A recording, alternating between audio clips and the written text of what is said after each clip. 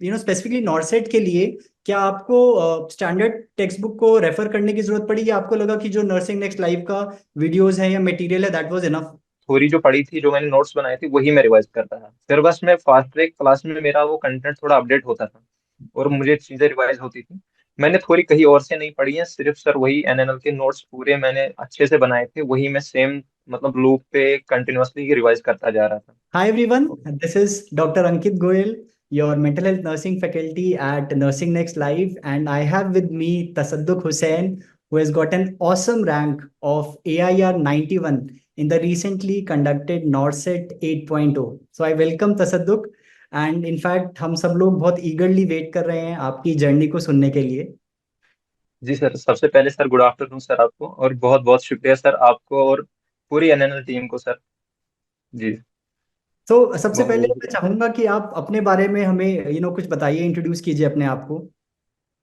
Sir मैंने sir मैं कश्मीर से रहने वाला हूँ, कश्मीर के पुलवामा डिस्ट्रिक्ट से सर।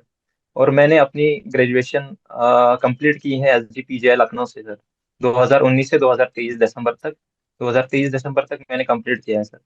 और फिर मैंने सर 2024 जनवरी से मैंने प्रिपरेशन स्टार्ट की है नॉर्सेट के लिए।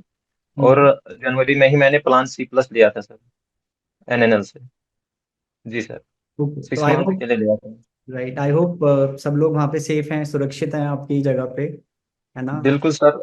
अभी कल से चीजें नॉर्मल हैं और उम्मीद करते हैं कि सर आगे भी नॉर्मल रहें ये बिल्कुल चीजें, हम, और सब सेफ रहें। राइट, बिल्कुल हम सबकी प्रेयर्स और सपोर्ट है सभी का इस डिफिकल्ट टाइम्स में हमारी कंट्री के लिए। अच्छा, बिल्कुल सर। आपकी प्रिपरेशन की बात करने से पहले मैं जानना चाहूँगा, जब पहली बार आपको पता चला कि आपका इतना अच्छा रैंक आया है, तो क्या इमोशंस थे, क्या रिएक्शन था आपका? सर जब पहली बार इतना मतलब मैंने रिजल्ट चेक किया तो मेरा रैंक 91 दिखा रहा था, तो मैंने क्रॉस चेक किया दो तीन लोगों से, अपने दोस्तों से, क्योंकि नॉर्थ सेवन में भी ऐसा जो मैंने उम्मीद रखी थी उस टाइम पे मेंस के लिए, तो तब उतना अच्छा रिजल्ट नहीं आया था। तो इस ओके। टाइम पे ऐसा नहीं था। इस टाइम पे मतलब मैंने कुछ सोचा नहीं था इस बारे में, कि मैंने उम्मीद की थी कि 500-600 के अंडर रैंक अगर आ जाए तो कोई ना कोई एम्स मिल जाएगा। राइट। तो फिर इतनी अच्छी रैंक होगी कि मतलब अपनी प्रेफरेंस का मिल सकता है, ये नहीं सोचा था सर। इसकी राइट। कोई उम्मीद नहीं। हाँ, बिल्कुल। राइट, आई थिंक हम सब लोग समझ सकते हैं वो इमोशंस उस टाइम पे सबसे बेस्ट बिल्कुल। फीलिंग होती है। फैमिली बिल्कुल का सर। क्या रिएक्शन था, आपके फ्रेंड्स का क्या रिएक्शन था? सर वो बहुत बहुत खुश हुए सर, ये चीज सुन के बहुत सरप्राइज थे कि इतना अच्छा रैंक आया है, बहुत बहुत खुश हुए सर। Right, great great. अच्छा, जैसे आपने बताया अभी, जब आपने पहले भी नॉर्सेट का एग्जाम दिया था, तो इस बार जब आपने एग्जाम दिया, आपको क्या लगा, क्या क्या चीजें बेटर हुई आपकी प्रिपरेशन में, जो शायद पहले मिसिंग थी? जी सर। सर पहले क्या हुआ था कि मतलब जब भी मैं आगे एग्जाम दे रहा था तो मुझे एक तो रिवीजन की कमी लग रही थी, क्योंकि जो भी चीजें मैं मतलब जहाँ पर गलतियां कर रहा था वो ऑलरेडी हमारे नोट्स में प्रेजेंट होती थी कि ये चीजें तो आई वहीं से हैं। लेकिन मैं या तो क्वेश्चन प्रैक्टिस की कमी है कि उसको अप्लाई नहीं कर पा रहे हैं अच्छे से। तो खासकर मुझे नॉर्सेट सेवन में यही लग रहा था कि जैसे मैंने सर नॉर्सेट सिक्स दिया है पहले, उसमें प्रीलिम्स क्वालिफाई नहीं हुआ, उस टाइम पे मेरी प्रिपरेशन कंप्लीट नहीं थी, एक दो महीने हो गए थे प्रिपरेशन को। और फिर जब बीच में और स्टेट एग्जाम दिए, लेकिन दिन ब दिन इम्प्रूव कर रहे थे सर, क्योंकि ये नोट्स भी रिवाइज कर रहे थे और थोड़ा बेसिक बुक्स भी लगा रहे थे, पीआर यादव से क्वेश्चन लगा रहे थे। और भी टारगेट है से क्वेश्चन लगाने स्टार्ट किए, लेकिन उतना अच्छे से नहीं कर रहे थे उस टाइम पे उस पर फोकस, क्वेश्चन प्रैक्टिस में। उस टाइम पे मेन फोकस मेरा थ्योरी पे ही रहता था। ओके। तो फिर सब क्या हुआ सर, नॉर्सेट सेवन में मुझे ये गलतियां, तब तक तो मैं नॉर्मल चल रहा था, उतना ज्यादा सोच नहीं रहा था, मैं सोच रहा था चलो मतलब अपने मजे से चल रहा था। लेकिन नॉर्सेट सेवन में जब प्रीलिम्स हुआ क्वालिफाई, तो तब मुझे समझ आया कि हाँ मतलब तब 300 रैंक था अराउंड। और मेंस में मैंने उम्मीद की थी कि सर अब तो अच्छा ही रैंक होगा, मतलब 300 प्रीलिम्स में आया तो मेंस में मे भी अच्छा ही हो, क्योंकि उसमें पूरा कोर नर्सिंग ही पूछा है। तो लेकिन वहां पर मुझे लगा कि वहां पर काफी जो मेंस का पैटर्न होता है, हर तरह के क्वेश्चन पूछते हैं, वन लाइनर टाइप भी, सिनेरियो बेस्ड भी। तो वहां पर फिर मेंस में जब मैंने रैंक देखा तो मैं बहुत ही एक शॉक्ड था वो रैंक देख के, कि 1900 रैंक आई है, बहुत पीछे चला गया हूँ इस चीज में। और वहां पर मुझे वो गलती का एहसास हुआ कि उनकी एग्जाम देखी ही मुझे वो गलती का एहसास हो गया था। एक तो मैंने कुछ मेजर सब्जेक्ट उसको हल्के में लिया था। ओके। जैसे एक तो कम्युनिटी हेल्थ नर्सिंग थी, उस पे मैंने सोचा था कि इसमें पूछते नहीं है उतना। तो हम्म। मैंने उस पे ना उसकी क्वेश्चन प्रैक्टिस की थी ना, उस पे थोड़ा थ्योरी को लास्ट दिनों रिवाइज किया था। तो वहाँ उससे 10-15 क्वेश्चन आए थे जो कि बहुत ज्यादा गलत हुए थे उनमें से। तो वो मुझे एग्जाम दे के ही मतलब डर लगने लगा कि गड़बड़ हुआ है बहुत। और फिर मुझे ये भी एहसास होने लगा कि क्वेश्चन प्रैक्टिस की काफी कमी है, तो जिसको मुझे सही करना है, एक अच्छा स्ट्रक्चर रूटीन बनाना पड़ेगा जिसमें मैं दिन भर क्वेश्चन भी करूँ और हफ्ते में या हफ्ते में 2 बार कम से कम टेस्ट दूं। हम्म। तो वो इससे पहले नहीं था, एक स्ट्रक्चर्ड रूटीन नहीं था इससे पहले, जो कि बाद में थोड़ा मैंने सही किया इन 4-5 महीनों में, और जिसकी वजह से नॉर्थ सही में मतलब 8 में मतलब सही रैंक आया है। Right, great. सो इनफैक्ट ये ना एक बहुत इंपॉर्टेंट मैसेज आई थिंक आपने कन्वे किया अपनी जर्नी से, कि जी जी आपके पुराने अटेम्प्ट्स में अच्छा स्कोर या रैंक जो आप एक्सपेक्ट कर रहे थे नहीं आया, तो आपने जी उसको देखा कि मेरे वीक एरियाज क्या हैं। आपने रादर देन थिंकिंग नेगेटिवली, आपने अपने जी वीक जी एरियाज को आइडेंटिफाई किया और जी आपने उसको इम्प्रूव किया। तो आई थिंक ये एक बहुत इंपॉर्टेंट मैसेज है फ्यूचर जी, एस्पिरेंट्स बिल्कुल। के लिए, स्पेशली जिन लोगों ने शायद अटेम्प्ट दिया हो और उनका वो स्कोर ना आया हो जो वो एक्सपेक्ट कर रहे हैं। सो आई थिंक ये बहुत इंपॉर्टेंट एक चीज आपने बताया। तो बिल्कुल सर, क्योंकि प्लीज। होता क्या है सर, मतलब जब हम एग्जाम देते हैं हमारा मतलब रिजल्ट अच्छा नहीं आता तो हम बहुत ज्यादा मतलब टेंस हो जाते हैं, डिप्रेस्ड हो जाते हैं कि मतलब हमारी प्रिपरेशन कम करने लगते हैं। राइट। ना रादर कि हम अपनी गलतियां देखते हैं कि हमने गलतियां कहाँ की, हम उस पर फोकस कम करते हैं, थोड़ा वो हो जाता है, मतलब हमारी प्रिपरेशन दिन ब दिन मतलब वो सैचुरेट होने लगते हैं और हम प्रिपरेशन को कम करने लगते हैं, अपने टाइम को कम, बल्कि जबकि हमें टाइम बढ़ाना चाहिए, मतलब दिन ब दिन डिसिप्लिन रहना चाहिए। तो वो मुझे वो चीज मैं याद रखता था कि अगर मेरा एग्जाम नहीं निकला है, मेरे पास ऑप्शन नहीं है, मुझे एग्जाम किस तरह निकालना ही है। अब इस चीज पे मैं परेशान होके तो उससे मेरी प्रिपरेशन पे असर पड़ेगा, तो उससे वो चीजें सही नहीं होंगी। तो इसलिए मुझे वो गलतियां सही टाइम पे मैंने उनको एनालाइज किया कि मुझसे ये गलतियां हो रही हैं, ये कमियां हैं। तो अगर मैं ये पूरा करूं तो एट द एंड नॉर्सेट में वही चीजें पूछी जाती है जो हम पढ़ते हैं, कुछ उतना नया नहीं है, मतलब वही चीजें हैं। अलग अलग पैटर्न के क्वेश्चन आते हैं, बस थोड़ा रिवीजन अच्छे से करना है, अपने जो थ्योरी हम पढ़ रहे हैं उसको लगभग 3-4 बार रिवाइज करना है। राइट। और जो क्वेश्चन प्रैक्टिस बहुत सही होनी चाहिए, और बीच बीच में टेस्ट भी देते रहने चाहिए, ताकि जो हम पूरी तैयारी के साथ एग्जाम में जाएं। आई थिंक जी परफेक्ट, आपने बहुत सही बात बताई। इनफैक्ट मेरा जो नेक्स्ट क्वेश्चन भी है वो जी एमसीक्यू से रिलेटेड ही है। तो जी एमसीक्यू सर। को आपने कैसे अप्रोच किया? जैसे आप इस तरह के स्टूडेंट्स थे कि जब मैंने एक पर्टिकुलर सब्जेक्ट मेरा चल रहा है या एक वीडियो चल रही है, मैं वो जी उस समय एमसीक्यू करूं, या आपने बाद में एमसीक्यूज करना शुरू किया? सर, मैंने क्या किया सर, जैसे मैं मतलब पहले थ्योरी की क्लास लेता था, जैसे मैंने जनवरी में स्टार्ट किया था 2024 में, तो मैंने मेजर सब्जेक्ट्स उठाए थे। मैंने ओके। एनाटॉमी फिजियोलॉजी फिर मतलब पहले उठाया था ताकि बेसिक क्लियर हो, फिर उसके बाद मैंने फाउंडेशन ऑफ फंडामेंटल उठाया था, उसके बाद एमएसएन, और उसके साथ साथ जब मैं सब्जेक्ट की क्लासेस ले रहा था तो मैं नोट्स बना रहा था। पहले दिनों तो फोकस था पूरा कि नोट्स क्लियर होने चाहिए, क्योंकि 6 मंथ का मैंने ये लिया था, तो मैं सोच रहा था कि मेजर सब्जेक्ट पूरे अच्छी तरह से कवर होने चाहिए। तो मैंने वहां से कवर किए थे, बीच बीच में मैं पीआर यादव जो बेसिक बुक है वहां से मैं क्वेश्चन लगा रहा था, लेकिन उतना उन दिनों मैं लगा नहीं पाया क्वेश्चन। लेकिन जैसे ही मेरा 4-5 महीने हो गए, मेरे मेजर सब्जेक्ट कवर हो गए, उनके नोट्स कवर हो गए, और साथ साथ में रिवाइज भी करता था, जो मेरे कवर हो रहे हैं सब्जेक्ट उनको मैं थोड़ा रिवाइज कर रहा था अच्छे से। और आगे जब मैं पहुंचा तो फिर मैंने मतलब क्वेश्चन प्रैक्टिस बढ़ाई अपनी। तो मैं पीआर यादव को लगभग 2-3 बार वहां से क्वेश्चन लगाए, और फिर बीच बीच में काफी एग्जाम भी हुए जिनमें मतलब बहुत कम मार्जिन से मतलब सिलेक्शन रह रहा था। तो फिर आगे पता चल रहा था कि मुझे ये लग रहा था कि हाँ अभी मतलब क्वेश्चन क्या हो रहा था कि मतलब प्रॉब्लम क्या हो रहा था कि सर जो मैंने पूरी पढ़ा है, जो मेरे नोट्स हैं वो मैंने अच्छे से रिवाइज नहीं किए थे, जितने अच्छे से करने चाहिए। क्योंकि जब मैं एग्जाम दे रहा था वहां पर वो क्वेश्चन आते थे, ऐसा लग रहा था ये क्वेश्चन सारे मैंने पढ़े हैं, लेकिन वहाँ अच्छे से रिवाइज नहीं किया है। और दूसरा, क्वेश्चन प्रैक्टिस की काफी कमी थी, क्वेश्चन प्रैक्टिस को बढ़ाना था सर। और वो मेरा मतलब वो चीज सही हुआ नॉर्थ से 7 के बाद, क्योंकि नौ से 7 तक मैं पूरा फोकस थ्योरी पे रखता था, और मतलब उस टाइम पे मतलब उतना स्ट्रक्चर्ड रूटीन नहीं था। और उस वजह से क्या हुआ कि नौ से 7 के बाद मैंने अच्छे से सर क्या किया, मैं जो जो अब सब्जेक्ट रिवाइज कर रहा था उसके साथ साथ में पीआर यादव से क्वेश्चन लगा रहा था, और उसके जैसे ही उससे क्वेश्चन खत्म हो रहे थे दोबारा मैं फिर टारगेट है से वही सेम सब्जेक्ट उठाता था। तो सर मतलब इसी तरह मैंने 4-5 दिन एक ही सब्जेक्ट को दिए हैं, उसी के क्वेश्चन पीआर यादव से लगाए, उसके बाद टारगेट है से लगाए, उसके बाद मौलवी से लगाए। तो ये तीन, क्योंकि मौसबी का भी मैंने देखा है सर, एनक्लेक्स बुक जैसे हैं उनसे मतलब डायरेक्ट क्वेश्चन पूछे जा रहे थे, नॉर्थ साउंड में लगभग 20-30 क्वेश्चन मौसबी से पूछे गए थे। तो उसके लिए भी मतलब सर मैंने एक दूसरे प्लेटफॉर्म से मतलब हेल्प ली थी, वहां पर वो सॉल्व करा रहे थे मौसबी, तो वहां से मतलब वो एनक्लेक्स क्वेश्चन भी मैंने सॉल्व किए, तो उससे भी मुझे काफी हेल्प मिली सर। Right, so perfect. तो आपने जी सर। वही कहा कि एमसीक्यूज मैंने लैकिंग थे मेरी प्रैक्टिस एमसीक्यू, और मैंने उसको जी इम्प्रूव किया। सो आई थिंक जी ये जी। इम्पोर्टेंट पॉइंट है। तो क्या आपने, जैसे हमने एग्जाम्स जैसे हम देते हैं, सी सैट हमने कराए, एनएन सैट हुए, या जो मंथली टेस्ट होते थे, क्या आपने वो अटेम्प्ट किए, और कैसे आपने उनको यूजफुल पाया अपनी जर्नी में? जी सर, मैं पहले तो उतना अच्छे से मतलब टेस्ट नहीं दे रहा था, लेकिन बाद में जब मतलब थोड़ी कवर हो गई तो मैं मतलब एक तो मंथली टेस्ट जो आते थे सर, या जो मेगा टेस्ट आते थे एनएन सेट वगैरह, तो सर उनको उनमें मैंने टेस्ट दिए हैं। पहले दिनों तो सर बहुत कम रैंक आई थी, और मैं दूसरे प्लेटफॉर्म से भी टेस्ट देता था सर। मुझे मतलब क्योंकि जब मेरा इसका सब्सक्रिप्शन खत्म हो गया था 6 महीने बाद, तो तब मैं फ्री टेस्ट भी दे रहा था और दूसरे इधर उधर से भी सर टेस्ट दे रहा था काफी। तो मुझे लग रहा था पहले दिनों रैंक बहुत कम आ रही है, और मुझे टेस्ट दे के भी ये गलतियां लग रही थी कि मतलब जो वन लाइनर टाइप है वहां पर मैं गलती कर रहा हूँ। कंसेप्ट जो कंसेप्चुअल क्वेश्चन है वो मैं अच्छे से कर रहा हूँ, लेकिन जो वन लाइनर टाइप है क्वेश्चन, और उसके लिए मतलब बहुत जरूरी है कि आपकी क्वेश्चन प्रैक्टिस होनी चाहिए। तो वो मुझे टेस्ट से वो एनालाइज हो रहा था वो चीजें कि मैं गलतियां कहाँ कर रहा हूँ, और मैंने मतलब और ये भी दिन ब दिन पता चल रहा था कि मतलब रैंक दिन ब दिन इम्प्रूव हो रही है सर, टेस्ट तो की वजह से। इनफैक्ट ये स्टूडेंट्स बहुत बार हमसे पूछते हैं कि सर मेरे टेस्ट में स्कोर अच्छा नहीं आ रहा, या एक स्टेगनेंसी आ रही है। तो काफी बार स्टूडेंट्स हताश हो जाते हैं कि और वो शायद टेस्ट देना बंद कर देते हैं। तो आपने उसको एक पॉजिटिवली लिया कि मेरे वीक एरियाज आपने ढूंढे उसमें, बिल्कुल बिल्कुल।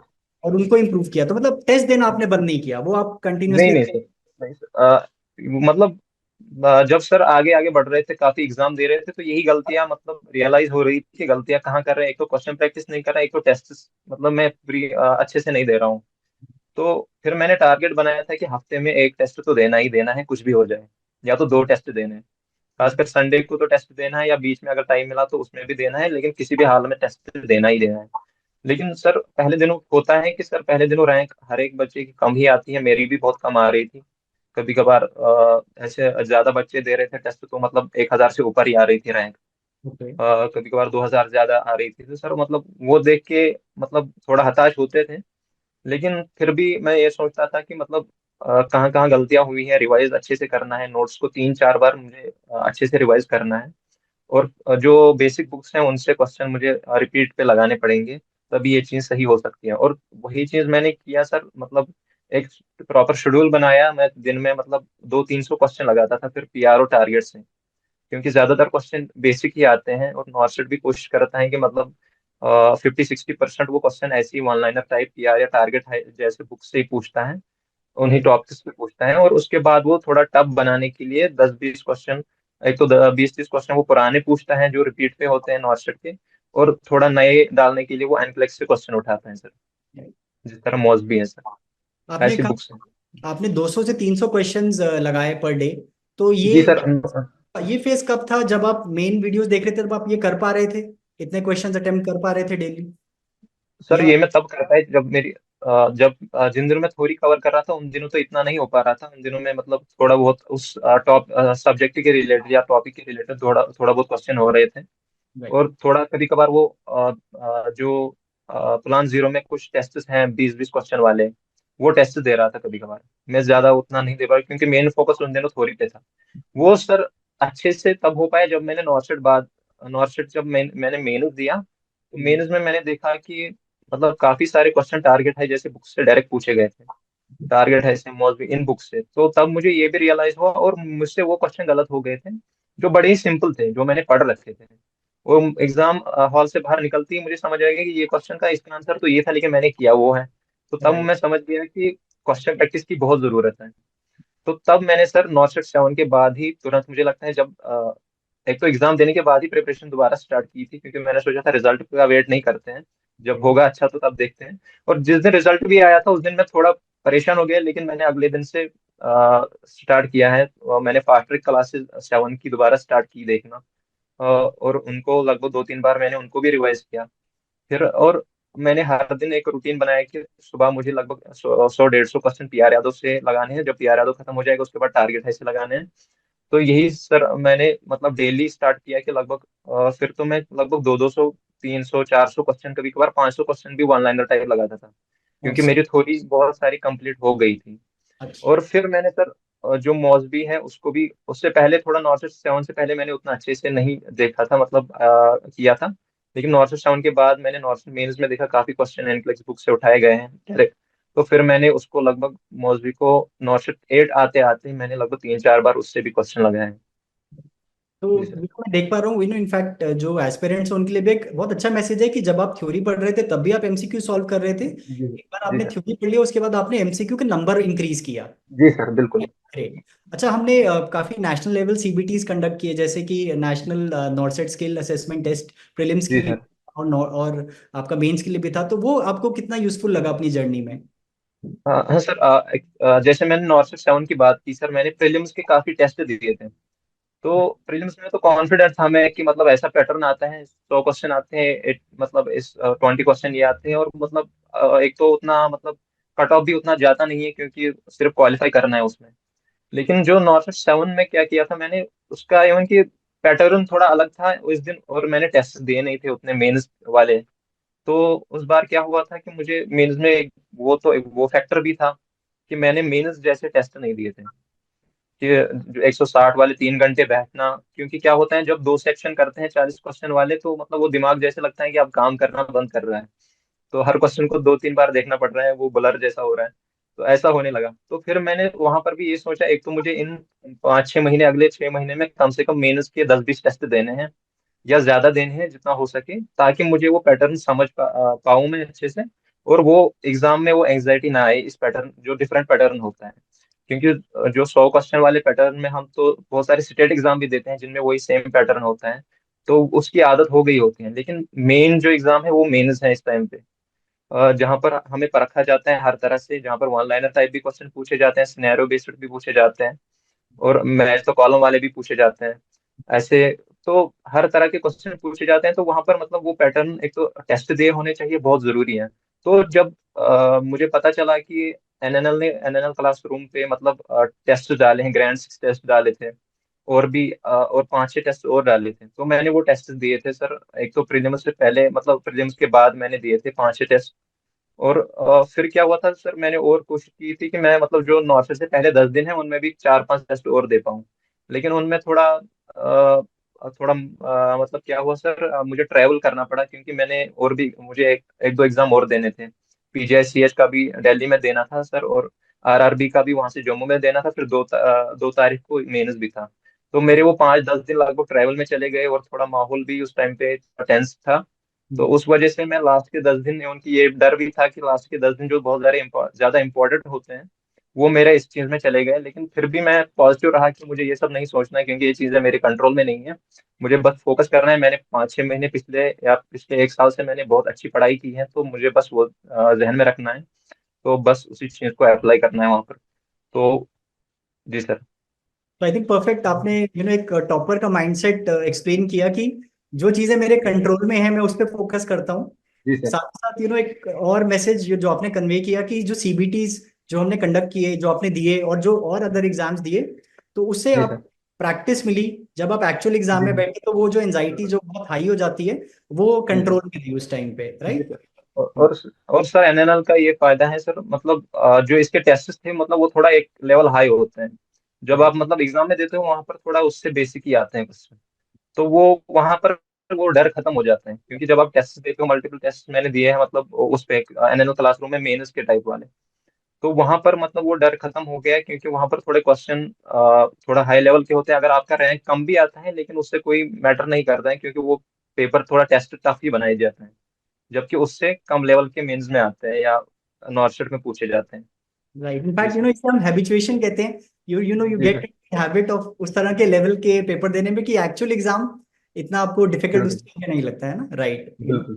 तो चलो एक बार फिर से I come to this very important topic of revision. Revision एक बहुत इंपॉर्टेंट एस्पेक्ट है। तो एक बार जी फिर सर। से ब्रीफली उस पर बात करना चाहूंगा कि आपने जब इस बार नॉर्सेट का 8.2 एग्जाम दिया तो उसके लिए आपकी रिवीजन स्ट्रैटेजी क्या थी? और एक और चीज कि जब हम मैं भी स्टूडेंट रहा हूँ, तो जब हम पहली बार रिवाइज करने लगते हैं तो इनिशियली बड़ा डिफिकल्ट लगता है। कभी कभी ऐसा लगता बिल्कुल। बिल्कुल। है कि नोट्स मैंने ही बनाए हैं, वो शुरू बिल्कुल के सर। ऐसा लगता है। तो उन दिनों को आपने कैसे टैकल किया? सर प्रॉब्लम वही हो रही थी कि मतलब नोट्स तो जब पहले दिन होता है तो इंसान तो बड़ा मतलब वो क्यूरियस होता है कि नई नई चीजें पढ़ रहे हैं, तो मजा आता है पहले दिनों पढ़ने में। जब नोट्स बन जाते हैं तब मतलब दोबारा वही सेम चीज रिपीट करना बहुत मुश्किल हो जाता है सर। अगर आप 4-5 पन्ने पलटो फिर मतलब सर उसके बाद नहीं हो पाता था सर, ऐसा बोरिंग लगता था सर। हम्म। बहुत रिवीजन बहुत मुश्किल लगता था, इससे अच्छा लगता था कि मतलब और चीजें पढ़े, नई नई चीजें पढ़ते, लेकिन पीछे वो छोड़ते जा रहे थे सर। वो एग्जाम में ही मतलब वो रियलिटी चेक मिल जाता था कि मैं गलती वही कर रहा हूँ। नई नई चीजें तो मैं पढ़ रहा हूँ, लेकिन जो मैंने पढ़ा है मैं उसी से गलती कर रहा हूँ, मैंने उसको रिवाइज नहीं किया है। तो सर मैं क्या किया था सर, एक तो मुझे फास्ट ट्रैक क्लासेस से काफी हेल्प मिली थी सर। उसमें मतलब रिवीजन की आदत हो गई थी वहां से, क्योंकि जो नॉर्थ सेवन के भी फास्ट ट्रैक क्लासेस थे, जब मैं रिवाइज नहीं कर पाता, बहुत मुश्किल होता, तो फिर मैं एक उस सब्जेक्ट के फास्ट ट्रैक क्लासेस देखता था, और फिर मैं मतलब वहां से वो टॉपिक मतलब एक एक करके उस सब्जेक्ट के रिवाइज भी करता था, और वहां से फास्ट ट्रैक क्लास से भी देखता था। तो मतलब उससे मुझे हेल्प मिलती जब भी मैं रिवाइज करता था। तो मतलब जब मैंने नोट्स कंप्लीट किए थे सर, तो फास्ट ट्रैक 7 की क्लासेस आने लगे, लेकिन मैंने पहले एग्जाम से पहले, नॉर्थ 7 से पहले उतना देखा नहीं था। लेकिन कुछ सब्जेक्ट्स के देखे थे मैंने, जो मैंने मतलब अच्छे से कवर नहीं हुए थे। जैसे सर साइकियाट्री था। साइकियाट्री मतलब जो मैंने वो क्लासेस देखे, तो वहां पर मतलब बहुत सारे डाउट्स मेरे क्लियर हो गए, बहुत ज्यादा। उनकी मतलब जो मैंने फास्ट ट्रैक 7 के जो क्लासेस हैं उनके मैंने नोट्स बनाए थे, उनके अभी भी क्या हुआ था, जो नॉर्थ 8 दिया था, 7 दिया था, मतलब 20 से 30 क्वेश्चन तो साइकेट्री में से ही आए थे सर, और वहां से वो क्लियर हो गए। और दूसरा जो मुखमोई सर के मतलब कम्युनिटी का भी सर, फास्ट क्लास से बहुत बहुत हेल्प मिली है ऐसे कुछ सब्जेक्ट के। तो वहां से फास्ट ट्रैक क्लासेस की वजह से वो रिवीजन करना थोड़ा इजी हो गया मेरे लिए सर। क्योंकि ऐसे बहुत टफ लग रहा था कि मतलब दिन भर आप रिवाइज करते रहो, तो मेरे ये था कि सबसे अच्छा ये था कि मैं सुबह शाम क्वेश्चन लगाता था, बीच में मैं 2-3 घंटे ही रिवाइज करता था, और बाकी मतलब खुद से मैं 1-2 घंटे ही रिवाइज करता था कॉपी से, और बाकी जो 5-6 घंटे था वो मैं मतलब वीडियोस देखता था फास्ट ट्रैक क्लासेस के, उससे मुझे रिवाइज होती थी वो चीजें। जी सर। परफेक्ट। तो आई थिंक इनफैक्ट प्रीवियसली भी हमने जब पहले भी पास में टॉपर से बात की, तो everybody vouch for the fast track classes also. जी सर। आपने ब्यूटीफुली एक्सप्लेन किया कि कैसे वो जो इनिशियल प्रॉब्लम्स आती हैं या डिफिकल्टी होती है रिवीजन करने में, वो आपने फास्ट ट्रैक क्लासेस के थ्रू उसको हैंडल किया। Very good. सो जी सर। नो अच्छा, अगर मैं पूछूं आपसे नॉर्सेट, स्पेसिफिकली नॉर्सेट के लिए, क्या आपको स्टैंडर्ड टेक्स्ट बुक को रेफर करने की जरूरत पड़ी, या आपको लगा कि जो नर्सिंग नेक्स्ट लाइव का वीडियोस है या मटेरियल है that was enough? Sir theory के लिए मुझे लगता है कि मतलब मुझे कभी कमी नहीं लगी थ्योरी में सर। मुझे हमेशा मतलब जो मैंने थ्योरी पढ़ी थी वो हमेशा परफेक्ट थी, बस मुझे रिवीजन की कमी लगती थी कि मैं रिवाइज नहीं कर रहा हूँ। सारा चीज तो उसमें है ही। न मैंने क्योंकि मेरे सीनियर्स से भी मैंने मतलब ये चीज सीखा था, वो भी बोलते थे कि भाई थ्योरी अगर पढ़ रहे हो एक प्लेटफॉर्म से पढ़ो, इधर उधर ज्यादा जाओगे तो मतलब क्वेश्चन प्रैक्टिस तो कहीं से भी करो। और सेम मैंने भी किया सर, मैंने मतलब थ्योरी जो पढ़ी थी, जो मैंने नोट्स बनाए थे, वही मैं रिवाइज करता था, फिर बस मैं फास्ट ट्रैक क्लास में मेरा वो कंटेंट थोड़ा अपडेट होता था, और मुझे चीजें रिवाइज होती थी। मैंने थ्योरी कहीं और से नहीं पढ़ी है, सिर्फ सर वही एनएनएल के नोट्स पूरे मैंने अच्छे से बनाए थे, वही मैं सेम मतलब लूप पे कंटिन्यूअसली रिवाइज करता जा रहा था। बस मैंने क्वेश्चन लगाता गया हूँ अलग अलग बुक्स से, तो वहां से मुझे हेल्प मिली, और टेस्ट भी मैं अलग अलग प्लेटफॉर्म से मैंने दिए हैं, तो उससे भी मुझे काफी हेल्प मिली है। लेकिन मैंने थ्योरी पूरी की पूरी यही से पढ़ी है, और मैंने किसी और बुक से भी नहीं पढ़ी है, क्योंकि जैसे बच्चों ने रिकमेंड किया था कि सॉन्डर्स से, तो फिर मुझे लगा कि सॉन्डर्स से पढ़ने की मतलब उसको जरूरत है जिसने कोचिंग ली नहीं है, तो मुझे भी उसकी थ्योरी पढ़ने की जरूरत नहीं पड़ी, क्योंकि जब मैंने भी एक दो वहां से यूनिट देखे, तो मैंने सोचा कि ये सारा चीज मैंने पढ़ रखा है ऑलरेडी, ये मेरा कवर है, तो बस मुझे क्वेश्चन प्रैक्टिस की जरूरत है, तो वो मैंने अलग अलग प्लेटफॉर्म से अलग अलग क्वेश्चन मतलब बुक्स से किए हैं सर। इट जी सर। ऑसम। आई थिंक आपने बहुत अच्छी तरह डिस्क्राइब किया कि इट इज क्वालिटी जो मैटर करता है रादर देन क्वांटिटी। बिल्कुल सर। हम बिल्कुल सर। मल्टीपल पढ़ने की जगह हम एक ही चीज सही जगह से और उसको मल्टीपल टाइम्स पढ़ें, तो आई think that is more useful. Very good. अच्छा, बिल्कुल बिल्कुल सर। बात करते हैं कुछ महीने बिफोर द एग्जाम है ना, अभी नॉर्सेट जो 8 एग्जाम है उससे पहले का कुछ मंथ्स के मैं बारे में बात करूंगा, और इसको मैं 3 पार्ट्स में डिवाइड करूंगा। पहला पार्ट है कि फ्यू मंथ्स बिफोर प्रीलिम्स, दूसरा है प्रीलिम्स से लेके मेंस, और तीसरा पार्ट है कि मेंस। तो मैं आपसे जानना चाहूंगा आपकी स्ट्रैटेजी और आपका माइंडसेट क्या था जब कुछ महीने रह गए थे फ्रॉम प्रीलिम्स ऑफ 8.0, तो उस टाइम पे आपका माइंडसेट क्या था और आपकी क्या स्ट्रैटेजी थी? सर 8.0 से पहले सर, हाँ। सर 8.0 से पहले क्या हुआ था सर, मैंने मतलब जो सारा कंटेंट था, मतलब पहले तो मैंने जैसे ही 7 के बाद मैंने जब प्रिपरेशन स्टार्ट की, तब मैं डिटेल में पढ़ता था। जैसे मैंने कोई सब्जेक्ट उठाया, एमएसएन उठाया है, तो उनको मैं मतलब पूरे डिटेल में पढ़ता था, पहले थोड़ी रिवाइज करता था, फिर पीआर यादव से क्वेश्चन लगाता था, फिर टारगेट है से, फिर मौलवी से, फिर दूसरे सब्जेक्ट पे आता था। लेकिन जैसे जैसे एग्जाम नजदीक आता गया, तो फिर मैं दोबारा वो सेम सब्जेक्ट उठाने लगा और उनके फास्ट ट्रैक क्लासेस देखने लगे। या तो मैं उनके ऊपर ऊपर से जो गोल्डन पॉइंट्स मुझे कमी लग रही थी, या तो मैं टारगेट हाई के जो सर गोल्डन पॉइंट्स हैं, उसमें की पॉइंट्स हैं, वो मैंने रिवाइज करने लगे। मतलब करने लगा मैं लास्ट के दिनों, जब एक मंथ रहने लगा। तो तब मैंने मतलब एक मैं प्रॉपर मतलब ये एक चार्ट बनाता था कि एक मंथ पहले मैंने बनाया था प्रीलिम्स की, कि इस मंथ में मुझे ये सब्जेक्ट रिवाइज करना है, 4 दिन इस सब्जेक्ट को देने हैं, 3 दिन इसको, 2 दिन इसको। तो मैंने वो बनाया था प्रॉपर पूरे प्रीलिम्स तक। और बीच में मैंने ये सोचा था कि प्रीलिम्स तक इस लास्ट के महीने में मुझे 5-10 टेस्ट भी देने हैं।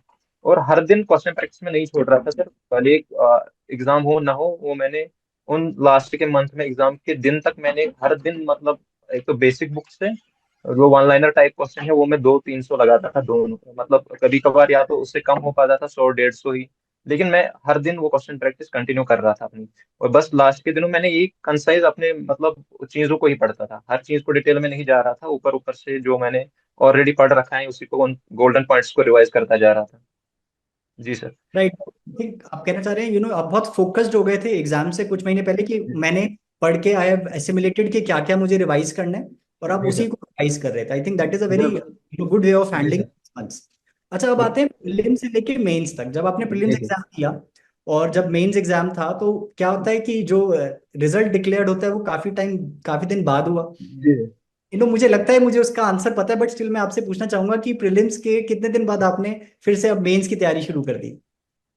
सर, अगले दिन से ही सर, जिस दिन मैं एग्जाम दे के आया हूँ अगले दिन से ही मैंने प्रिपरेशन स्टार्ट की थी, क्योंकि मुझे प्रीलिम्स पे थोड़ा मैं कॉन्फिडेंट था इस बार। लेकिन क्योंकि मैं पहले भी समझ गया था कि मैं गलती जो कर रहा हूँ वो मेंस में कर रहा हूँ, क्योंकि प्रीलिम्स के टाइप के मैंने बहुत सारे टेस्ट दिए।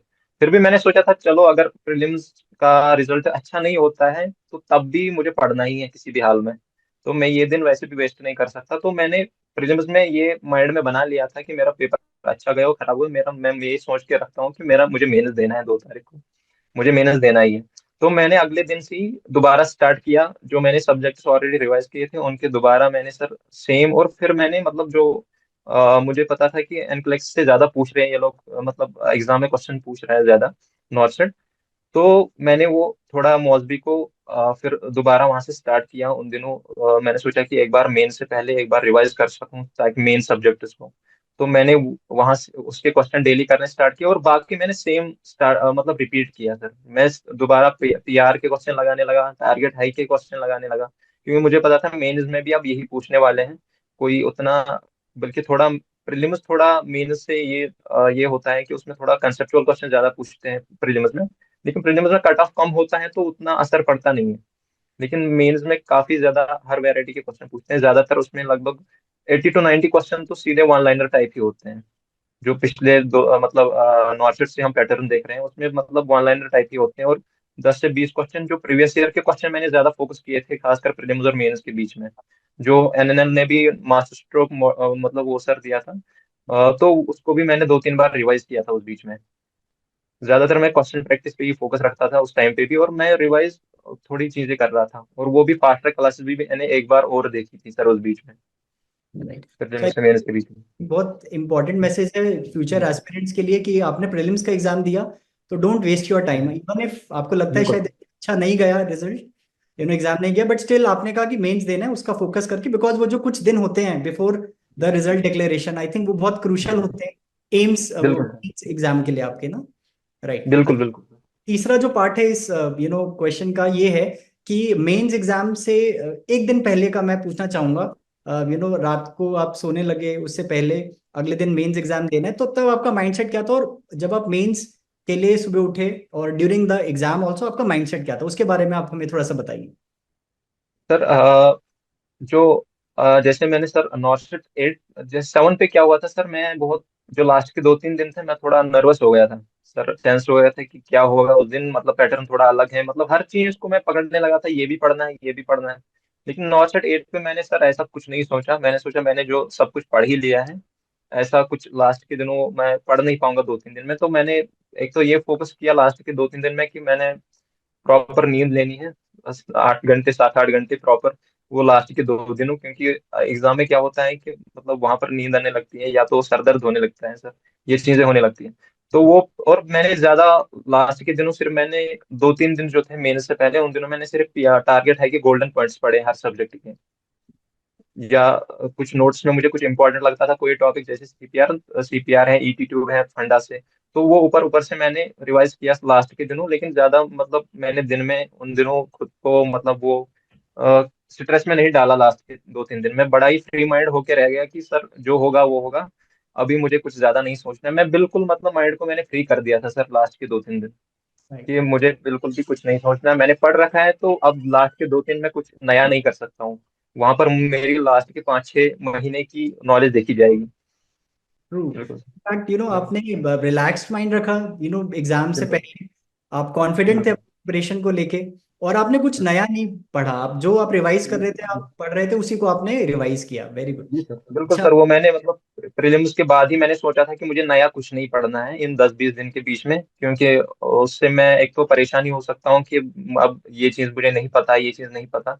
और मुझे पता था जितना पढ़ा है उसी में से पेपर आ रहा है, उसी से आ रहा है सारा पेपर, बस उसी चीज को मतलब क्वेश्चन प्रैक्टिस को कंटिन्यू रखना है और खुद को मतलब कंट्रोल में रखना है। बाकी कोई नई चीज पढ़ने की उतना ज्यादा जरूरत नहीं है। अगर थोड़ा बहुत 5-6 क्वेश्चन इधर उधर आते भी हैं तो उससे कुछ उतना असर नहीं पड़ने वाला है, क्योंकि जितना अगर हम अटेम्प्टिंग मतलब जैसे कि सर मैंने मेंस में अटेम्प्ट किया था, लगभग 144 क्वेश्चन किए थे। गुड। जी सर। तो अगर आपके मतलब 10-20 क्वेश्चन गलत भी होते हैं तो तब भी आपके चांसेस अच्छे रहते हैं कि आप टॉपर्स में आ सकते हो, तो उससे उतना असर पड़ता नहीं है कि आप हर एक चीज में परफेक्शन की तरफ जाओ। बल्कि मैं मानता हूँ कि सर रिवीजन बहुत जरूरी है, और सेम जो आप पढ़ रहे हो उसको 3-4 बार आपको मिनिमम पढ़ना है। क्योंकि नया नया पढ़ने से सर वही होता था कि जैसे मैंने एनक्लेक्स की काफी बुक्स थी, मुझे रिकमेंड की थी कि आप सॉन्डर्स के भी क्वेश्चन लगाओ, आप लिपिन कार्ट के भी अच्छे क्वेश्चन है उसके भी लगाओ, कोई ओमेगा बुक भी है। लेकिन मैंने उनसे किसी से क्वेश्चन नहीं लगाया। मैंने सोचा मैं तभी उनसे क्वेश्चन लगाऊंगा जब मैं उनको लगभग 2-3 बार क्वेश्चन लगा सकता हूँ, उतना टाइम हो मेरे पास। लेकिन मैंने सिर्फ एक मौज भी उठाई थी पहले, तो मैंने सोचा पहले इसको कंप्लीट करता हूँ। मैंने उसी को 3-4 बार लगाया क्वेश्चन, तब मुझे लगा कि हाँ मैं अभी इस बुक पे कॉन्फिडेंट हूँ। तो मुझे लगता है कि हर एक चीज पढ़ने की जरूरत नहीं है। जो चीज आप पढ़ रहे हो पहले उसको 2-3 बार पढ़ो, जब आप उस पर पूरा कॉन्फिडेंट हो तब आप आगे बढ़ो, तब आप दूसरी चीज उठाइए। क्योंकि होता क्या है कि हम एक बार पढ़ते हैं तो वहां पर जब वो क्वेश्चन आता है हमें लगता है हम पहली बार देख रहे हैं, हमें वो चीज बिल्कुल नहीं लगती है। तो हमें लगता ही नहीं है हमने ये पढ़ा है, जब तक हम 2-3 बार पढ़ते हैं। खासकर मेरे साथ ये होता था, या अक्सर बच्चों के साथ सबका मतलब ऐसा ही होता है कि मतलब एक बार में कुछ क्लियर नहीं होता है, सबको 2-3 बार पढ़ना पड़ता है, या कुछ को ज्यादा ही 3-4 बार ही। तो मेरे साथ वही सेम था, मैं हर चीज को जो भी वीडियो देखता था मतलब रिवीजन वीडियो, उसको भी मैं 3-4 बार रिवाइज करता था, क्योंकि मुझे पता था कि मैं बोल बोल रहा हूँ बहुत ज्यादा। जी सर। और सब आई थिंक आप उस ट्रैप में नहीं फंसे कि we want more, I want more to read, नहीं आप नहीं उस नहीं। trap में नहीं फंसे, और आपने जितना पढ़ा उसको कंसाइज करके आपने उसको मल्टीपल टाइम्स रिवाइज किया। बिल्कुल। चलो, अब मैं एक आई आस्क वन क्वेश्चन जो स्टूडेंट्स हमसे बहुत बार पूछते हैं, तो अब मैं आपको उस हॉट सीट पे रखता हूँ, आपसे पूछता हूँ, behind this amazing rank of 91, I am sure ऐसे दिन रहे होंगे जब आपको लगा होगा कि पढ़ाई बहुत अच्छी नहीं चल रही, या कुछ ऑफ डेज होते हैं हम सबकी प्रिपरेशन बिल्कुल की जर्नी में। आपने उन दिनों को कैसे हैंडल किया, या कैसे आपने बैलेंस किया उन दिनों को? सर, पहले पहले दिनों ये चीजें नहीं होती थी, लेकिन जैसे ही 5-6 महीने होने लगे तो और एग्जाम में थोड़ा मतलब बहुत कम मार्जिन से रह रहे थे, तो ये चीजें आ रही थी माइंड में। और कभी कभी को ऐसा लगता था कि मतलब माइंड में जा नहीं रहा है, कुछ सैचुरेट हो रहे हैं बहुत। तो ऐसे दिन आ रहे थे, लेकिन उससे ज्यादा मतलब टेंशन तब होती थी जब मैं उस दिन पढ़ता नहीं था। क्योंकि मुझे ये लगता था कि मतलब एक तो क्या होता था सर, कि जो इस बीच में जो टाइम है, मतलब जब हम प्रिपरेशन कर रहे हैं, और हमें पहले दिनों क्या लगता है, पहले दिनों हमें लगता है कि हम आराम से पढ़ लेंगे 5-6 महीने और पेपर सिंपल आएगा, मतलब हमारा क्लियर हो जाएगा। लेकिन वैसा मतलब चीजें सीधे नहीं चलती हैं जिस तरह हम सोचते हैं। बीच में काफी चीजें फेस करनी पड़ती हैं, और कई प्रॉब्लम्स आती हैं। तो वहां पर ये होता है कि उसके लिए मुझे लगता है कि सबसे जरूरी है डिसिप्लिन, जरूरी है सर, बहुत ज्यादा जरूरी है। वहां पर मोटिवेशन, सिर्फ मोटिवेशन से काम नहीं चलेगा, हमें आदत डालनी है कि हमें सुबह उठ के इस टाइम के बीच में और शाम तक पढ़ना ही पढ़ना है। भले हम किसी दिन पढ़ नहीं पा रहे हैं, हम अगर डेली 8 से 10 घंटे पढ़ रहे थे, तो हम बिल्कुल ये भी ना करें कि हम बिल्कुल ही ना पढ़ें। तो हम कम से कम 3-4 घंटे ही पढ़े उस दिन, लेकिन पढ़े किसी भी हाल में। और अगर हमें और खुद को मतलब हमेशा मेन चीज ये है कि सर हम अपना माइंड फ्री रखें, हम स्ट्रेस को आने नहीं दें, हम ज्यादा सोचने न लगे, क्योंकि वो चीज हमें पीछे कर देता है सर। क्योंकि जब हम अपनी गलतियां एनालाइज करने की जगह मतलब बहुत ज्यादा सोचने लगते हैं कि ये प्रॉब्लम हुई है। और खासकर काफी प्रॉब्लम्स भी होती हैं हर एक के, मतलब हर एक को अपनी प्रॉब्लम्स होती हैं, फाइनेंशियल प्रॉब्लम्स भी होती हैं बीच में। हर एक के पास अपनी अपनी प्रॉब्लम्स होती हैं, उसके बगैर कोई स्टूडेंट होता नहीं है। तो फैमिली प्रेशर भी होता है सर। तो हर एक को मुझे लगता है कि उन चीजों पे ध्यान नहीं देना चाहिए, उनको मतलब जितना हो सके आपकी पढ़ाई पे वो चीजें असर डाले उससे बचना चाहिए कुछ भी करके। क्योंकि आपको मेन ये याद रखना चाहिए कि मुझे यही टाइम है पढ़ने का, यही 6 महीने, यही 1 साल है जब मैं अच्छे से पढ़ पाऊँ।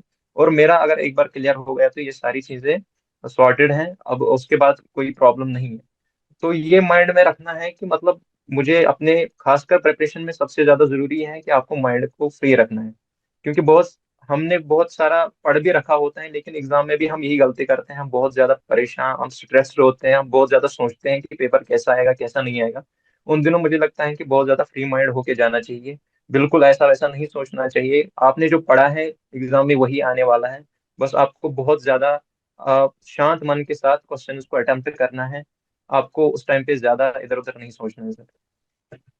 आई थिंक ऑसम, आपने बहुत सही बात कही कि डिसिप्लिन, यू नो, ओवर जी मोटिवेशन। सर। अगर आपका किसी दिन मोटिवेशन नहीं भी है, इनफैक्ट हम ये डिस्कस भी करते हैं स्टूडेंट से, बिल्कुल सर। दिन मन नहीं हो रहा या मोटिवेशन नहीं मिल रही, उस दिन भी कुछ पढ़ो, एटलीस्ट फॉर सम बिल्कुल आवर्स। सर। बिल्कुल। That is perfectly told by you. तो जैसा मैं देख पा रहा हूँ, आपका बड़ा स्ट्रक्चर्ड अप्रोच रहा है। आपने अपने पास्ट एक्सपीरियंसेस से जो गलतियां की उनको सीखा बिल्कुल। और उनको फिर आगे अपने बिल्कुल। profession में अप्लाई किया। I think that's wonderfully told by you. अच्छा, एक थोड़ा लाइटर क्वेश्चन मैं पूछता हूँ। जब आपका मन नहीं कर रहा होता पढ़ाई करने का, या आपको लगता है कि अब मुझे थोड़ा रिलैक्स होना है, तो व्हाट वुड यू डू? क्या हॉबीज थी, आप क्या करते थे? सर जो जिन दिनों थोड़ा प्रिपरेशन में थोड़ा सीरियस थे उन दिनों तो सर कुछ बस कभी कभार जो मतलब सर दोस्त होते थे जिनके साथ मैं प्रिपरेशन करता था, तो उनके साथ बाहर घूमने थोड़ा बहुत इधर उधर घूमने चले जाते थे, या थोड़ा बहुत फोन चलाने में लग गए थोड़ा बहुत इधर उधर। लेकिन ज्यादा मतलब सर उतना मतलब उस चीज को खुद पे हावी होने नहीं दिया कि मतलब कि मतलब वो चीजें असर डालने पड़े। लेकिन होता था सर कभी कभार प्रिपरेशन का मन नहीं करता था, लेकिन फिर उस टाइम पे थोड़ा 1-2 घंटे देते थे खुद को, थोड़ा इधर उधर अच्छा सा खाना खा के आ गए कहीं से, अच्छा चाय वाय पी के आ गए अच्छे से, या थोड़ा बहुत घूम के आ गए थोड़ा बहुत। लेकिन वो कभी कभार मंथ में एक बार होता था, ज्यादा उस चीज पे नहीं जी बिल्कुल। मोर क्लियर अबाउट कि मुझे पढ़ाई रेगुलर करनी। हाँ। You R G on sir. Social media, तो उसको जी कैसे, सर। सोशल मीडिया को आपने कितना यूज किया? सर सोशल मीडिया सर पहले पहले दिनों ज्यादा कर रहा था, लेकिन फिर मैंने जैसे इंस्टाग्राम वगैरह था तो वो मैंने हटा ही दिया था सर, फिर मैंने अनइंस्टॉल करके रखा था। क्योंकि सर उस मैं सोच रहा था इससे अच्छा है, क्योंकि वो मुझे लगता है वो चीजें काफी असर करती हैं प्रिपरेशन में, थोड़ा आपकी एनर्जी ले लेता है आपकी, जो पढ़ने में यूज हो सकती थी। और काफी ज्यादा नेगेटिविटी भी वहां से आ जाती है, तो उसका असर पड़ने लगता है मुझे लगता है। लेकिन जो इंसान मतलब कंट्रोल कर सकता है उस चीज को, मतलब ज्यादा से ज्यादा आधा घंटा 1 घंटे से ज्यादा उस चीज को नहीं दे सकता, मतलब उसके अंडर ही दे सकता है, तो उसके लिए अच्छा है। लेकिन मुझे लगता है जिसको लगता है कि वो चीजें उसके मन में असर डाल रही है तो उसको उन चीजों से थोड़ा दूर ही रहना चाहिए। और उससे अच्छा है कि मतलब कुछ वीडियोस ही देखता रहे, मतलब पढ़ाई के रिलेटेड या नॉट जो खासकर क्वेश्चन सॉल्व करने वाले होते हैं या फास्ट ट्रैक क्लासेस जो होती हैं उनको ही डाउनलोड करके रखें, उनको ही देखें। और बीच में जरूरी नहीं है कि आप बिल्कुल ही मतलब दिन भर ऐसे बैठे रहें, जरूरी नहीं है कि मतलब आप थोड़ा बहुत आपको उतना टाइम मिल भी जाता है।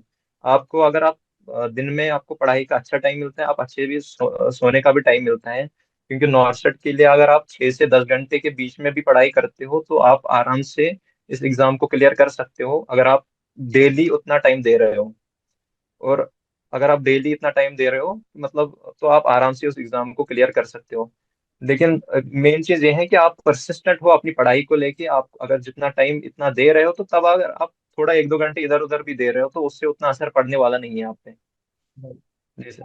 अपने डिस्ट्रैक्शंस को दूर रखा एंड आपने जी फोकस सर। रखा, अपने जो टारगेट आपने रखा। Very good. बिल्कुल। अपार्ट फ्रॉम स्टडी, अगर मैं आपसे पूछूं, आप कोई भी एटलीस्ट 3 क्वालिटीज आपको लगता है जो आपने थी, या जो आपने किया, जिसके बिना शायद ये जो रैंक है लाना डिफिकल्ट होता? तो ऐसी कोई 3 क्वालिटीज आप बता सकते हैं, जो आप इनफैक्ट बताएंगे स्टूडेंट्स को कि ये हम अगर जी सर। देखें अपने में, तो उससे हमारा रैंक, हमारा जो टारगेट है, अचीव हो सकता है। जी सर, सबसे पहले सर मैंने मतलब मुझे लगता है कि मैंने जो चीज़ पढ़ी उसको बार बार रिवाइज किया, मैं ज़्यादा इधर उधर नहीं गया। मतलब मैंने पहले ही सोच के रखा था कि मुझे थ्योरी इससे कवर करनी है, एमसीक्यू यहाँ से करने हैं, टेस्ट यहाँ से देने हैं, तो मैंने वो पहले ही माइंड में बना रखा था मैं, ताकि मैं इधर उधर ना जाऊं। और मैंने उन चीज़ों पर ट्रस्ट किया जहाँ से मैं पढ़ रहा था। और खासकर जैसे मैंने थ्योरी एनएलएल से पढ़ी थी, तो मैंने इस पे ट्रस्ट किया कि मुझे यही पूरा 100% पढ़ना है और यही एग्जाम में आ रहा है। और मैंने टेस्ट मतलब बुक्स जो उठाई थी वही, मतलब मैं मानता हूँ कि जो मतलब मैंने वो प्रिसाइज अप्रोच जो मैंने यूज किया उस चीज में, तो वो मेरा हेल्प किया उसमें। और जो मैंने रिवाइज किया, लगभग हर चीज को 3-4 बार रिवाइज किया, भले किसी बुक से क्वेश्चन हो या थ्योरी हो, तो मैंने जो रिवीजन किया उस चीज से बार बार, तो उसने हेल्प की है। और दूसरा चीज जो मुझे लगता है कि जो मैंने अपने माइंड को फ्री रखा, मैंने कभी भी उस चीज को अपने, अगर मुझे मैंने 10, क्योंकि सर हुआ क्या है, अभी तक जो नॉर्सेट 8 तक जो मैंने इससे पहले 10-12 एग्जाम दिए हैं, किसी में भी मेरा कंफर्म रिजल्ट नहीं आया। मैं यूपीएससी एसआईसी में भी शॉर्ट लिस्ट हुआ, सीआरई में रैंक 580 था, तो उसमें कोई चांसेस उतना था नहीं जनरल मेल के। तो इसी तरह और भी एग्जाम थे, तो यूपीएससी एसआईसी का भी सर अभी तक फाइनल रिजल्ट नहीं आ रहा है। तो इसी तरह मैंने इसके बीच में पीजीआई का भी दिया था। मैंने sir Kalyan Singh cancer institute का भी एग्जाम दिया। सर मैंने इसके बीच में और भी एग्जाम्स दिए जिनमें मेरा नहीं हुआ। तो मैं उस चीज को खुद पे असर नहीं डालने दिया ज्यादा, कि मैं थोड़ा उस चीज को लेके डिप्रेस हो जाऊं। लेकिन मेरा एट द एंड मुझे पता था कि एट द एंड मुझे एग्जाम कोई ना कोई निकालना है, मेरे पास कोई ऑप्शन नहीं है। तो उस चीज को मैंने अपने माइंड में, मैंने थोड़ा फ्री माइंड रहा मैं हमेशा। असर करने लगी कभी कभार वो चीजें, लेकिन फिर भी मैंने पढ़ाई पे वो चीजें ज्यादा असर डालनी नहीं, मतलब अपनी पढ़ाई पे असर डालने से उन चीजों से बचा मैं। तो सर उस चीज ने भी दूसरा चीज उसने भी हेल्प किया है सर। और तीसरा चीज सर, मुझे लगता है जो परसिस्टेंसी है, मतलब कंसिस्टेंसी है। तो जो कंटिन्यूअसली एग्जाम हो रहे थे, रिजल्ट आ रहा था, तो मैं अगले दिन फिर उस चक्कर में मैं एक हफ्ता वेस्ट नहीं करता था कि जो रिजल्ट आया है अच्छा नहीं आया है, तो उसको लेके मैं परेशान होके और एक हफ्ता वेस्ट नहीं करना चाह रहा था। तो मैंने वो चीज नहीं किया, जब भी कोई एग्जाम होता था मैं अगले एग्जाम दे के आता था, एग्जाम दे के मैं दोबारा पढ़ाई स्टार्ट करता था। उस चीज का रिजल्ट आता था, रिजल्ट खराब आता था, मैं फिर भी पढ़ाई स्टार्ट करता था कि मैंने ये गलतियां करी हैं, तो मैं दोबारा पढ़ाई स्टार्ट करता था, क्योंकि एट द एंड मुझे ये था कि मुझे कहीं ना कहीं सिलेक्शन लेना है किसी भी तरह। तो अगर सर मैं, चीजें ही मैडम। प्लीज कह और सबसे बड़ी चीज ये है सर, मुझे कुछ उतना खास खुद से करना नहीं पड़ा, क्योंकि थोड़ी भी इतना अच्छा क्वालिटी कंटेंट मिला था, और बुक्स भी थी सर, और जो एमसीक्यू भी लगा रहा था उससे, उसके लिए भी मतलब सब चीज के लिए मुझे मतलब बनी बनाई मिल रही थी सर। मुझे तो बस अपना टाइम देना था, मुझे कुछ उतना खास करना नहीं था, मुझे बस अपना 8 से 10 घंटे उस चीज को देने थे। और सारा मुझे बेहतरीन मिल रहा था सर, क्वालिटी कंटेंट भी मिला मुझे, मैंने जो बुक्स उठाई वो उसके एमसीक्यू भी लगाए, या एनक्लेक्स उठाई। सर मुझे पता था इन्हीं चीजों से पूछा जाएगा, तो मुझे बस, मेरा काम ये था कि मुझे उन चीजों को टाइम देना है और अपने माइंड को शांत रखना है, बस यही चीजें थी सर। तो अगर मैं समराइज करूँ वो 3 पॉइंट्स, एक तो आपने अपने जो रिसोर्सेज है उनको डिफाइन किया और उन पे जी सर। ट्रस्ट किया, है ना? बिल्कुल सर। आपने बहुत ज्यादा पॉजिटिव माइंडसेट रखा और आप कंसिस्टेंट। आई थिंक ये बहुत बिल्कुल सर। यूजफुल मैसेज है, जो क्वालिटीज आपने बताई फॉर फ्यूचर एस्पिरेंट। बिल्कुल। अच्छा, अगर मैं आपसे पूछूं, please share your overall experience and journey with nursing next live, and we would appreciate feedback coming from a topper like you, तो प्लीज बिल्कुल sir. Feedback with us. Sir जो NNL था उसका तो मुझे पहले ही पता चल गया था सर, जो मैं फोर्थ ईयर में ही था, मैंने यूट्यूब पे भी साक्षी अरोरा मैम के भी वीडियोस देखे थे, और कुछ टॉपर्स के भी इंटरव्यू देखे थे, क्योंकि फोर्थ ईयर लास्ट के दिन तब तक मुझे उतना कम्पिटेटिव एग्जाम्स के बारे में उतना नॉलेज नहीं थी, मतलब क्या हो रहा है नॉर्सेट के बारे में भी उतनी चीजें पता नहीं थी। लेकिन मुझे ये चीज था कि जब मैं पास आउट हो जाऊंगा, क्योंकि मैं भी फोर्थ ईयर में थोड़ा, क्या हुआ था सर, मैं लास्ट के दिनों सोचा था सब्सक्रिप्शन ले लूं, लेकिन मुझे पता था कि मैं थोड़ा इस टाइम पे शेड्यूल, थोड़ा ड्यूटीज भी हैं और भी हैं, एग्जाम भी देने हैं, तो मैं उतना अच्छा टाइम नहीं दे पाऊंगा अभी। तो अगर मैंने सब्सक्रिप्शन ले लिया, तो मैं अभी सब्सक्रिप्शन सिर्फ 6 मंथ का ले सकता हूँ। तो मैं शायद फिर सब्जेक्ट कवर न कर पाऊँ। तो मैंने फिर मतलब फोर्थ ईयर में भी मैंने यूट्यूब पे वीडियोस देखे थे एनएनएल के पहले ही।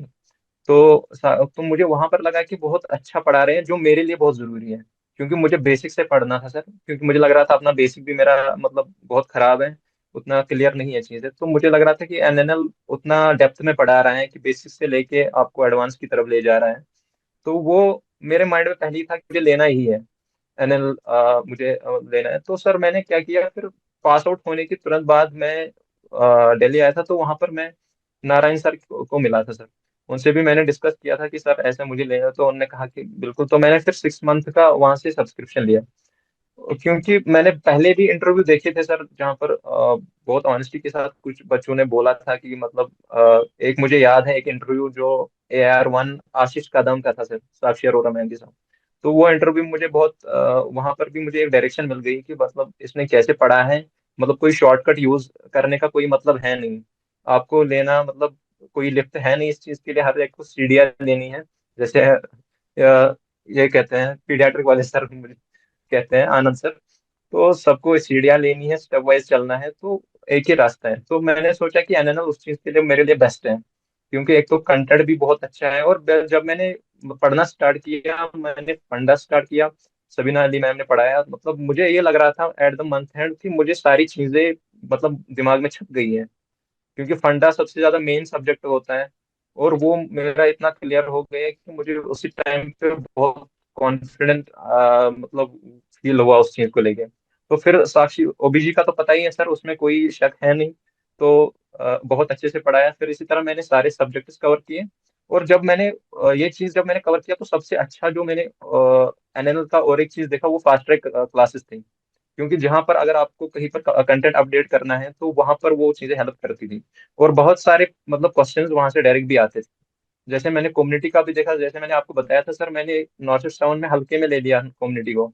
और मुझे ये भी लग रहा था कि कम्युनिटी का ट्रेंड बढ़ रहा है अभी, तो नॉर्थ ईस्ट 8 में भी पूछ सकते हैं उनकी बहुत, नॉर्थ ईस्ट 8 में 10-15 क्वेश्चन पिछली बार से एक्स्ट्रा पूछे गए। लगभग 20 क्वेश्चन अराउंड थे जो कम्युनिटी से पूछे गए थे। तो वो मेरा फास्ट ट्रैक क्लासेस से भी क्लियर हो गया था एनएनएल पे। तो ओवरऑल सर पूरा क्रेडिट एनएनएल को जाता है सर, और जो मेरा प्राइमरी सोर्स रहा है। और भी सर जहाँ से भी मैंने हेल्प ली है, मतलब ये मुझे लगता है कि एनएनएल एक बेस्ट प्लेटफॉर्म है इस चीज के लिए, जिसने मुझे इतनी हेल्प की है सर। और खासकर जो रिलेशनशिप मैनेजर्स हैं उनके साथ भी कांटेक्ट में रहते थे सर, वो भी मोटिवेट करते रहते थे इन चीजों के रिलेटेड, और अपडेट करते रहते थे कंटेंट वगैरह का। उनका मतलब नोटिफिकेशन वगैरह देते थे, उनसे बात भी होती थी कभी कि अगर कोई इशू आता था। तो सर तब भी एक वहां से पॉजिटिविटी मिलती थी कि मतलब कैसे आगे बढ़ना है, मतलब सर। जी sir. Thank you so much for this feedback.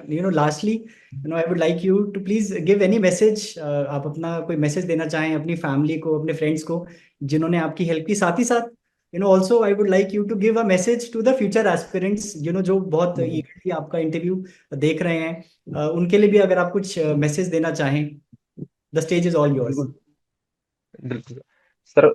पहले तो मैं बहुत ज्यादा थैंकफुल हूँ सर अपने पेरेंट्स का, कि जिनने मतलब इतना सपोर्ट दिखाया मतलब इस जर्नी में। उन्होंने हमेशा मतलब साथ दिया। और खासकर बहुत सारे टीचर्स का, जो जिनसे मैंने पढ़ा, उनसे मतलब जो गाइडेंस मिली है सर, उसकी वजह से ही ये चीज़ पॉसिबल हो पाया है। और बहुत सारे दोस्त भी हैं जिन्होंने मुझे गाइड किया, जिनने हमेशा हर टाइम पे बताया कि मतलब क्या चीज़ सही है। जो मेरे सीनियर भी हैं उसमें, तो उन्होंने भी मुझे बताया कि ये चीज़ सही रहेगा, ये गलती हमने की है तुम मत करना। तो तुम सही तरीके से ये चीज़ को फॉलो करो, यहाँ से क्वेश्चन प्रैक्टिस करो, यहाँ से पूछा जाता है। तो वो मुझे ओवरऑल लगता है कि जो मेरे साथ प्रेपरेशन करते हैं उनसे मुझे सीखने को मिली, या मेरे सीनियर्स से, या तो और खासकर सबसे जरूरी होता है कि फैमिली का सपोर्ट जो मेरे साथ था। जी सर। और मैं अब एस्पिरेंट्स से पूछना चाह मतलब उनको मतलब उनके साथ शेयर करना चाहता हूँ कि उनसे कि अगर वो प्रिपरेशन कर रहे हैं तो उनको काफी ज्यादा प्रॉब्लम्स फेस करनी पड़ेगी। लेकिन उनको अपना माइंड क्लियर रखना पड़ेगा कि वो इस प्रिपरेशन में बैठे क्यों हैं। अगर वो अगर उनके माइंड में एक टारगेट है, एक गोल है, तो उनको उस पर फोकस करना चाहिए कि हमें वहां तक किसी भी हाल में पहुंचना है। बीच में अगर उनको कोई एग्जाम गड़बड़ हो रहा है, नहीं हो पा रहा है, तो उनको एट द एंड पे फोकस करना है कि उनको जाना कहाँ है। अगर उनके पास, उनको पता है कि हमें ये एग्जाम क्लियर करना ही करना है किसी भी हाल में, तो उनको वहां से लर्न मतलब सीखना पड़ेगा उस चीज से। कि अगर हमें मतलब ये एग्जाम दिया था, वहां पर गलतियां हुई हैं, उनको उस चीज को लेकर डिप्रेस नहीं होना चाहिए। जो कि मतलब अक्सर हमारे साथ होता है कि हम एग्जाम देते हैं, हम डिप्रेस हो जाते हैं, तो हमारी प्रिपरेशन पे असर पड़ने लगता है। तो मैं सबसे यही करना कहना चाहता हूँ कि ये चीज हर एक ने फेस की है, ये चीज हमने भी फेस की है। तो आप इस चीज की वजह से रुके नहीं। अगर आपने प्रीलिम्स क्लियर किया है, आपने किसी और एग्जाम में या थोड़े बहुत मार्क्स से रह गए हैं, तो आप सही डायरेक्शन में जा रहे हो। आपको बस थोड़ा और अपनी गलतियों को सुधारने की जरूरत है। जिन पे आप फोकस करें वो आप ही जान सकते हो। कोई आपको नहीं कह सकता कि आप गलती कहाँ कर रहे हो। वो आपको खुद समझ आ जाएगा कि आपको बेसिक्स आपके क्लियर नहीं है, तो आपको थ्योरी पढ़ना पड़ेगा। अगर आपकी थ्योरी, आपको लग रहा है कि एग्जाम में आपने मतलब जो क्वेश्चन आप कर रहे हो वो वही है जो आप पढ़ रहे हो, लेकिन फिर भी आपसे गलतियां हो रही हैं, तो आपको फिर क्वेश्चन प्रैक्टिस की कमी मतलब वहां पर लगेगी कि आपकी क्वेश्चन प्रैक्टिस की कमी है या तो टेस्ट देने की कमी है। तो उन कमियों को आपको खुद ही जानना पड़ेगा और उन पे काम करना पड़ेगा। एट द एंड आप वो चीज अचीव कर लोगे। अ, हमारी भी यही उम्मीद है कि जो भी मेहनत करता है उसको वो चीज मिले। और वो उसको जरूर मिलेगी, अगर वो सही डायरेक्शन में और उसको पूरी ईमानदारी के साथ मेहनत करता है तो। परफेक्ट, आई थिंक अगर मैं समराइज करूं जो आपने फ्यूचर एस्पिरेंट्स के लिए मैसेज दिया है, दैट अगेन उनको हताश नहीं होना। नो योर वाई, अपना वाई जानना बहुत जरूरी है कि मैं ये क्यों कर रहा हूँ। जर्नी बिल्कुल। डिफिकल्ट रह सकती है बट आपको परसिस्टेंट रहना है एंड यू विल अचीव, बिल्कुल। perfectly told by you. And in the end, in बिल्कुल। fact, I would like to thank you for giving your time and telling us about your journey. And again, heartiest congratulations to you and also to your family. I'm sure कि family का बहुत support और बहुत sacrifice लगता है for बिल्कुल sir. गोल। तो मैं उनको भी बहुत मुबारकबाद देना चाहूंगा। And again all the very best to you for your career ahead. And हम सबकी तरफ से from nursing next live, thank you so much and all the very best. Thank you so much sir, और पूरी NL team को भी बहुत बहुत शुक्रिया सर। बहुत बहुत शुक्रिया, क्योंकि मैं उस चीज को मतलब पूरा बयान नहीं कर सकता हूँ कि सर कितना मतलब एक तो पूरा क्रेडिट खासकर मैम वगैरह जिनने हमें पढ़ाया है, इतना अच्छा कंटेंट प्रोवाइड किया है, एक स्ट्रक्चर्ड मतलब सर कंटेंट प्रोवाइड किया है। और खासकर time to time revision classes भी लाते गए और बुक्स भी लॉन्च करते गए। जैसे मास्टर स्ट्रोक बुक है, रिवीजन बुक्स आती रही। तो मुझे लगता है कि इसका पूरा जो शुक्रगुजार रहूंगा मैं, वो एनएनएल का है हमेशा। और इसके और जो आपसे कनेक्ट कर पाया सर, उसके लिए भी बहुत बहुत शुक्रिया सर। थैंक यू, इनफैक्ट ये मेरा प्लेजर था आपसे बात करने का। Thank you so much and take care. Thank you so much.